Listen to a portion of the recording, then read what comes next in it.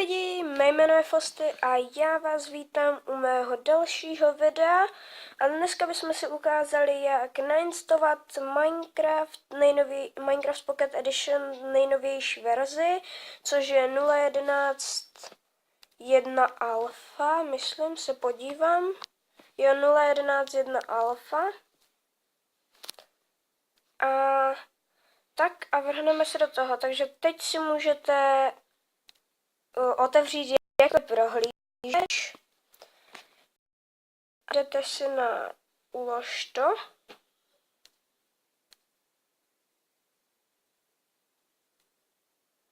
No, najdete si na ulož to a tam si napíšete Minecraft Pocket Edition 0.11.1 alfa si tam musíte napsat. 0.11.1 alfa a vyhledáte si a kliknete hnedka, myslím, že na to první. No, tak se najdete tady Minecraft Pocket Edition APK.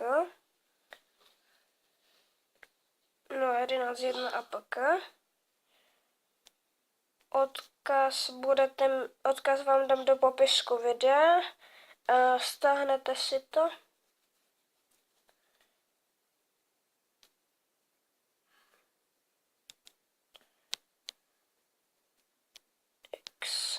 Tak stáhnete si to, teďka musíte počkat, než se vám to stáhne.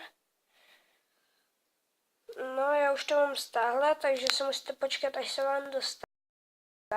A potom, jak na to kliknete, tak vám to ukáže, soubor nelze otevřít, takže musíte jít do svojí složky. Kliknete si na download a tady byste někde měli mít, pokud se nepletu, Minecraft Pocket Edition 0.11.1 APK. Tak a tady se dáte instalovat. Já už to mám nainstalované, takže já nemusím. A vy si dáte instalovat a potom tam máte hotova a otevřít. A potom akorát to máte tady jako v tom. A hodíte si to na plochu a máte Minecraft Pocket Edition. Takže tohle z toho videa bylo všechno. Já vás zdravím a čusák!